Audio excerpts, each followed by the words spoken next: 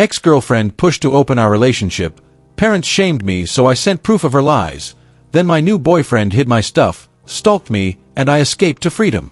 Ever had that moment where the person you'd trust with your soul turns out to be a stranger hiding behind a face you've loved for years? That's where I landed a month ago, Jake, 26, staring at my phone in disbelief while Sarah, my girlfriend of 4 years, casually dismantled everything I thought we were. We'd been inseparable since we were 11. 2 kids splashing through summers and dodging schoolyard dramas. Her mom, Lisa, barking orders at me poolside as I flailed toward swim medals. Our families were a messy knot. Her folks at our barbecues, my sisters crashing her birthday parties, a shared history that felt like a safety net. 4 years together, we'd built something real. My 1-bedroom apartment, a patchwork of her novels piled on my shelves, my gym gear shoved into her closet corner, her laughter bouncing off walls I'd painted myself during late-night talks about nothing and everything. It wasn't perfect, no relationship is, but it was ours, a steady anchor I'd clung to after a past that had left me wary of trust.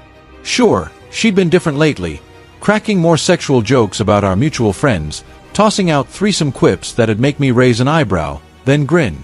I'd play along, throw back, "You're more than enough for me," or "I don't share, call me old school," never digging deeper. Why would I? It was just Sarah being Sarah, sharp-tongued, fearless, the girl who'd seen me through my darkest days and stayed. Until that night, a month back, when she ripped that safety net to shreds with one blunt question. We were winding down after a long day, me sprawled on the couch, scrolling Reddit, her peeling off her work clothes, getting ready for bed. The apartment smelled faintly of the burnt lasagna we'd laughed over earlier, a quiet Wednesday slipping by. She broke the silence, voice too casual, like she was asking if I'd grabbed the mail. "If I asked you to open our relationship, would you?" My thumb froze mid-scroll, breath catching like I'd been hit. It wasn't just the words, it was the way they landed, heavy, deliberate, a stone-shattering still water. Every joke she'd made the last few months slammed into focus. Her giggling about hooking up with our buddy Mike, those what-if threesome cracks about Kate's friend, the way she'd watch me when I brushed them off with a laugh. She'd been testing me, poking at my edges, seeing how far I'd bend before I'd break.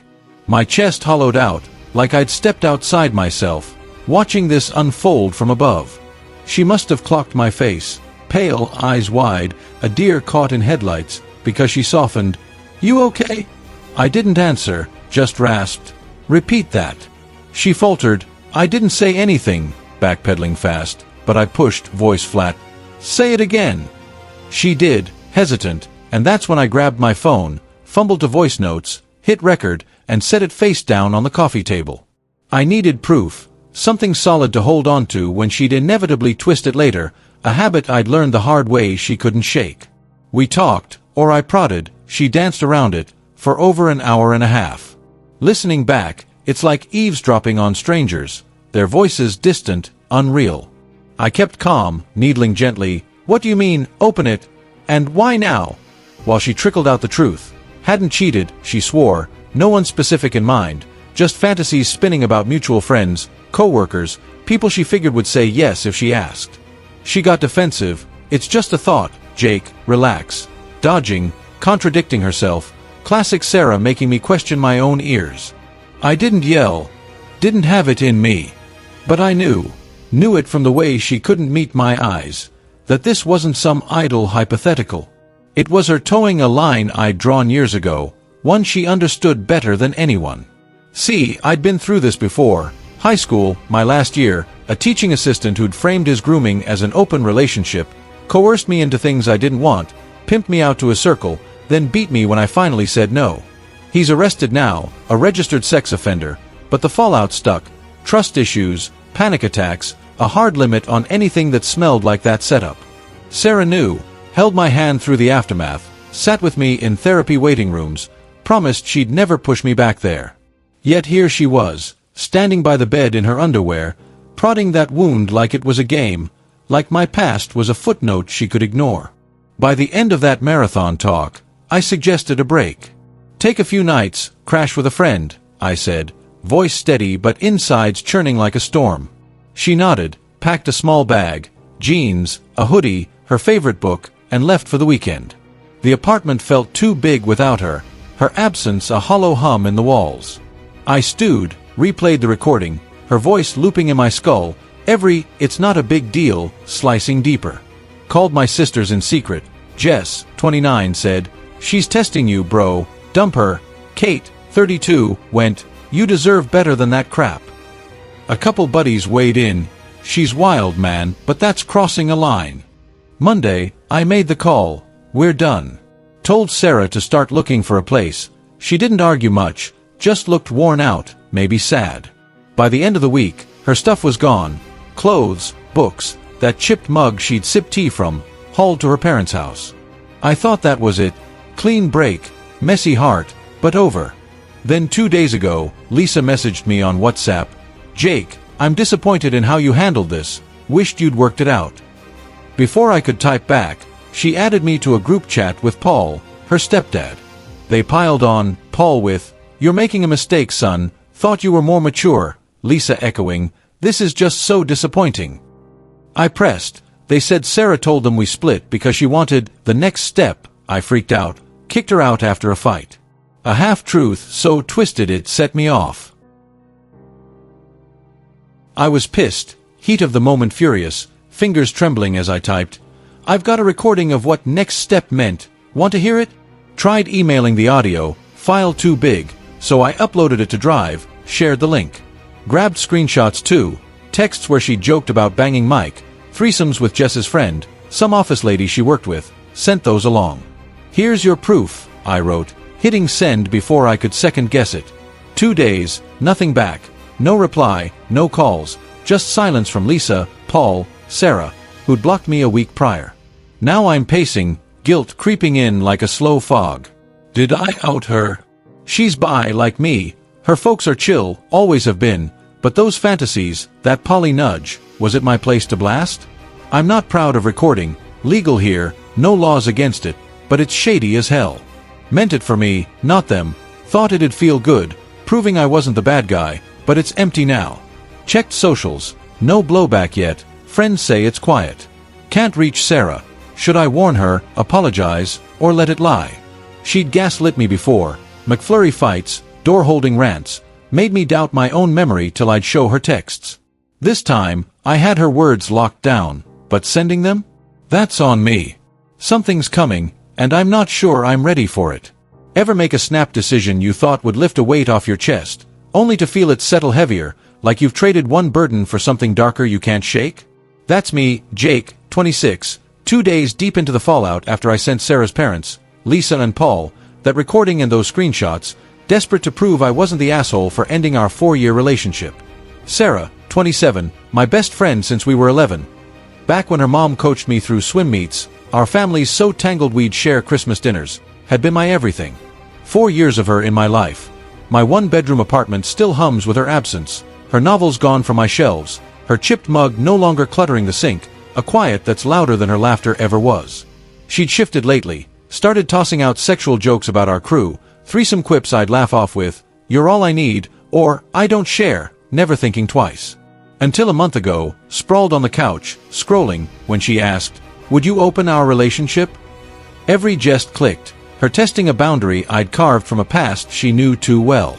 High school, a teaching assistant who'd twisted openness into abuse, pimped me out, beat me when I fought back, left me firm, monogamy or nothing. She'd held me through that hell, promised she'd never push, yet there she was, casual as hell, slicing me open. I recorded her, an hour and a half of her dodging, admitting fantasies, sent her to a friend's for a break, ended it by Monday. Her parents shaming, Lisa's disappointed, Paul's immature, lit a fuse, and I sent the proof in spite. Now, 2 days of silence, and I'm sinking under what I've unleashed. The quiet's brutal, no ping from Lisa or Paul, no calls, just an empty space where their judgment used to bite. Sarah blocked me a week ago, before this blew up. Did they tell her? I'm pacing my place, her absence a ghost in every corner, the couch where we'd binge shows, the kitchen where we'd botch dinners, laughing over burnt edges. I meant to defend myself, not out her. She's bi like me, her folks cool with it, always waving flags at pride. But those texts joking about women, poly hints, maybe that was her secret to keep. Did I cross a line? Vented online, same forum I lean on when life's a mess. Laid it out, the breakup, the recording, the chat spat. Replies hit fast, half screaming, creepy, for recording, half cheering me for standing firm. Legal here, no laws against private recordings, but it's shady, I'll own that. Did it because she'd gaslight me, say one thing, deny it later, make me question my own head. Take the McFlurry fight. Years back, she texted me to grab a Smarties one on my way home. I did, handed it over. She rolled her eyes. I said dairy milk, don't you listen? They don't even do dairy milk here anymore. Showed her the text, Smarties, clear as day. She screamed I'd faked it, chucked the ice cream at the wall, smashed my phone screen in the chaos. 15 minutes of her yelling, me shrinking, wondering if I'd misheard. Or the time I held a door for a group, girls in it. She raged I was flirting, chasing attention, a chivalry act to impress them, her voice drilling into me till I'd doubt my own intent. Therapy helped. She came once, saw her texts, admitted it. We'd been working on it, or so I'd convinced myself. That night she asked, I recorded because I knew she'd lie. I didn't say anything, she'd stammered, till I pressed. Sending it was spite pure hot anger at Lisa and Paul's sanctimony, their warped story that I'd freaked over, the next step. Now I'm not vindicated. I'm hollow, pacing, wondering if I should have stayed silent. Guilt's a vice. Checked socials. No blowback yet. Friends say it's calm, but I'm spiraling. Did I overstep? Called Lisa and Paul, voice tight. I'm sorry I got mad, sent that stuff, spiteful move. They invited me over, no Sarah. Awkward as hell, sitting at their table, her childhood swim ribbons pinned to the wall like silent accusations. I fumbled, I overreacted, shouldn't have shared it. They apologized, we meddled, didn't hear you. Paul said, she's fine, staying with us, knows we heard it. Lisa nodded, no fallout, just tense. We agreed to drop it, I'd keep distance. They're her parents, not my allies. Left on shaky truce, but I'm done engaging. Thought it'd end there, then Sarah unblocked me last night, unleashed a storm via text. You're disgusting, recording me, creepy as fuck. I fired back. I did it because you'd lie, you proved me right. She cursed more, no real answer, just venom. I'm reeling, 4 years, my confidant, gone, her words a blade twisting in my gut. Online replies hit harder, she gaslit you, abused you, and friends echoed it, her tantrums, jealousy, pushing my trauma like it was a toy. That McFlurry fight wasn't a one-off, door-holding rants, accusations over nothing, her twisting truth till I'd bend, questioning myself. She'd helped me through that high school nightmare, assault, coercion, a predator who'd left me raw, yet here she was, wielding it against me, lying to her folks, making me the bad guy. I thought I'd healed, therapy, her support, but she was breaking me too, piece by subtle piece. I'm raw, gutted, 4 years of my best friend using my pain to sabotage us, then playing victim. Therapy's back, I'm not over it, not as strong as I'd fooled myself into believing.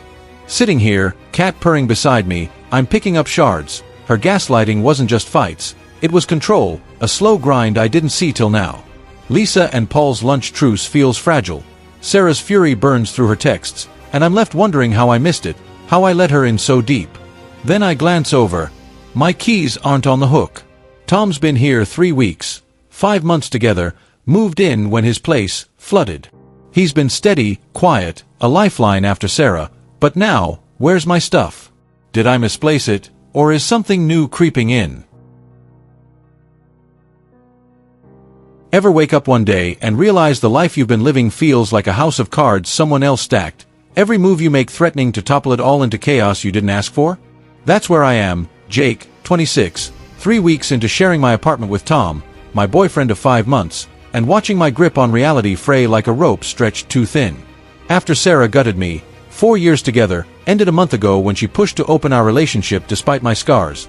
I thought Tom was a clean slate, a chance to rebuild after her betrayal, and her parents' shaming drove me to send that recording and those texts.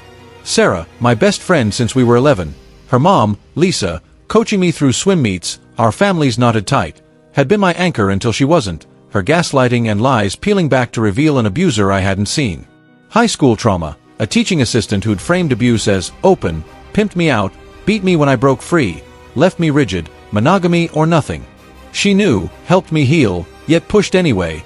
I ended it, and her parents' judgment, Lisa's, disappointed, Paul's, immature, sent me spiraling. Tom moved in when his place supposedly had damp walls, a renovation excuse for 4 to 6 weeks while my roommate's abroad. I've carried baggage, Sarah's mind games, that predator's shadow, but therapy's kept me steady, rebuilding trust bit by bit. Tom seemed solid at first. His jealousy over my solo nights out faded once we shared space. We'd cook pasta, binge old movies, fall into a rhythm that felt like a lifeline after Sarah's storm. Then the vanishing started. Keys, chocolate bars, a friend's gift. Gone one day, back the next, right where I'd left them, and I'm starting to wonder if I'm losing my mind. This apartment's mine, a one-bedroom I fought to keep since Sarah cleared out, her books yanked from my shelves, her chipped mug no longer in the sink, just me and my cat holding the fort. Tom rolled in with his chaos, gym bag slung in the corner, guitar propped against the wall, socks spilling from a duffel, and for a bit, it felt right, like a new chapter overriding her ghost. 3 weeks in, that shifted. My safe haven turned into a riddle I couldn't solve. I'd wake up groggy, reach for a chocolate bar to stash for work. Gone, cupboard bare. Ask Tom, casual as I could, "Hey, you see this?" He'd shrug, eyes narrowing. "No idea. Maybe you missed it," voice edged with something sharp. Next day, there they were, a 12-bar pack, bright red wrapper, stacked neat as ever, mocking me. "How do you miss that?" Then a necklace I'd borrowed from Jess to return, missing from my dresser, back by afternoon. Work papers I needed for a deadline, vanished from my desk, reappeared overnight. I'd press, "Tom, seriously, what's up?" He'd flare, "Why'd you make shit up? You're paranoid." It wasn't just petty theft. It was a pattern, a slow drip of doubt eroding my footing, too close to Sarah's tricks for comfort. I'd ask again, softer, "You sure you didn't move this?" He'd snap, "You're stirring drama, stop it," and I'd retreat, wondering if I'd imagined the whole damn thing. My cat would stare at me, tail flicking, like even she knew something was off, but I had no proof, just a gnawing feeling that history was looping back on me. I hit the same online forum I'd used during Sarah's mess, spilled it all, keys, food, papers, Tom's denials, and the replies flooded in, "Gaslighting 101, red flags everywhere, get out." Dug deeper, saw what I'd ignored. Tom rushed us, flowers on day 3, "I love you" by week 2 when I couldn't say it back, pissed if I didn't keep pace. Logged into my Facebook day 1, swapped my status, "Cute surprise," he grinned when I bristled. Jealous fits when I'd hit the bar solo, Friday beers with the guys, Saturday gigs with old pals, guilting me into canceling plans, standing me up when I caved. I'd brushed it off, overzealous love, not malice, but the missing stuff? All linked to me stepping out, gifts for friends, my parents' spare key, papers for a semester abroad he'd screamed about, "You're leaving me!" Online, they pointed it out, every item tied to my independence, my life beyond him. I ordered a nanny cam, hands shaky, stomach in knots. Delivery took 4 agonizing days. Day 1, I knew I was done. Couldn't breathe with him there. Set up a lie, my roommate's cutting her trip short, back in a week, "You've gotta move." He exploded, "That's fucking ridiculous." But I stood firm, call your landlord." He claimed renovations sped up, could move back by weekend. I doubted the damp walls ever existed, another yarn to worm into my space. He grinned, "Move in with me, it's working, you hate your roommate." Never said that, I lied. "Sure, June," stalling him cold. Cam arrived, I hid it while he was at the gym, planted a work letter on my desk, big official envelope, impossible to miss. Hours later, gone. Next day, back. Footage showed him, calm, deliberate, snagging it, stashing it in his bag, slipping it back later like nothing. My pulse hammered, not shock, just dread confirmed. Didn't confront him. Sarah's tantrums flashed, her smashed phone, and Tom's anger felt darker, heavier, a quiet menace I didn't want to test. Watched gaslight his last night, online tip, me babbling, "So over the top he's insane," him mute, shifting in his seat. Sunday he hauled out, "Brother got locks changed fast." Texted, "It's over, don't contact me." Hiding my stuff sad. Calls started, relentless. I ignored every one. Then it got ugly. Fake, doctor calls to work, Jake sick, friends texting, "You okay? Heard you're off, mom got a Facebook sob story," concerned friend, Jake's breaking, he'd never met her. Saw him across the street, staring, day after day. Notes with flames under my door, 3 a.m. doorbell buzzing, 5 nights straight. I bolted to my brother's, heart racing. Restraining order took cam clips, notes, hours of grit, but it stuck. Roommates livid, locks changed, me bailing. She's right, I screwed her over, should have asked her, not her parents. Guilt's thick, but I couldn't stay. Tom's shadow clung too close. Then light broke, semester abroad screenlit, October start. I'm leaving August, travel, reset, link up with exchange students I've chatted online. 7 years of rushing, Sarah's betrayal, Tom's mind games, I'm spent. Staying at my brother's, new number soon, college my lifeline. Tom's calls stopped, restraining orders ironclad. Why'd he do it? Control, spite, some twisted thrill. Doesn't matter. Locks click shut, cat curls close, abroad's a blank slate. Sarah's lies, Tom's games, they're behind me, ghosts I won't carry. Therapy steady, friends cheer me on, and that plane ticket's in my hand. First step to a life I choose, not one thrust on me. I'm free, not just from them, but for me, whole again, stronger than I've ever been, ready to breathe deep and live on my terms at last.